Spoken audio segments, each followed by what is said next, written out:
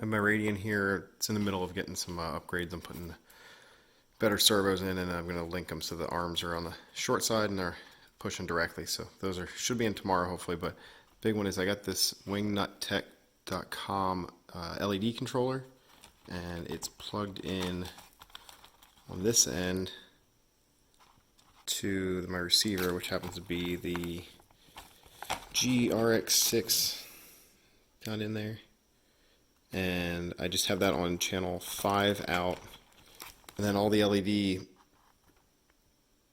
plugs from the wing and so on get plugged into this board itself, and it has a processor on there, a little Arduino.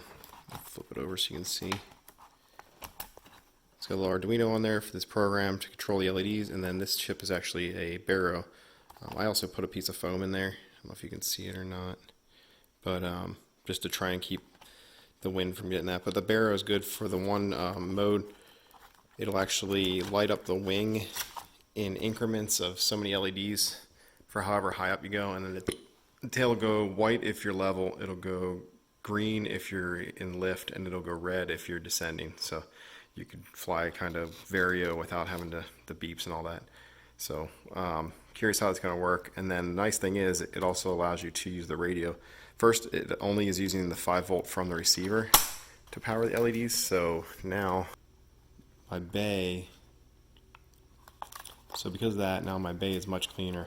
I've got a balance plug, smart port voltage sensor, and then my XT60, and that's all that's in the nose. No more of the huge LED controller bar up in here. So on my radio, I set up in the inputs the LED on, these are the inputs, but they're not actually what's getting output to those channels. So just showing the LED is on this SE switch, so it's up here on the hip. And what I did is I made it so it forces it to negative 100 down. The middle is adjustable, which I'll show you this here in a second by this, and then up is forced to 100, plus 100.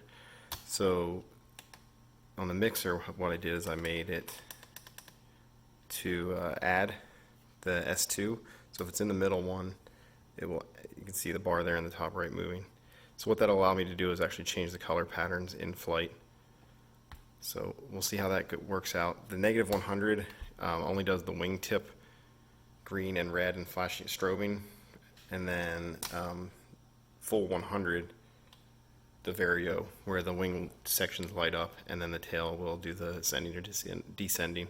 So that allows me to adjust these on the fly. So we'll see how that is.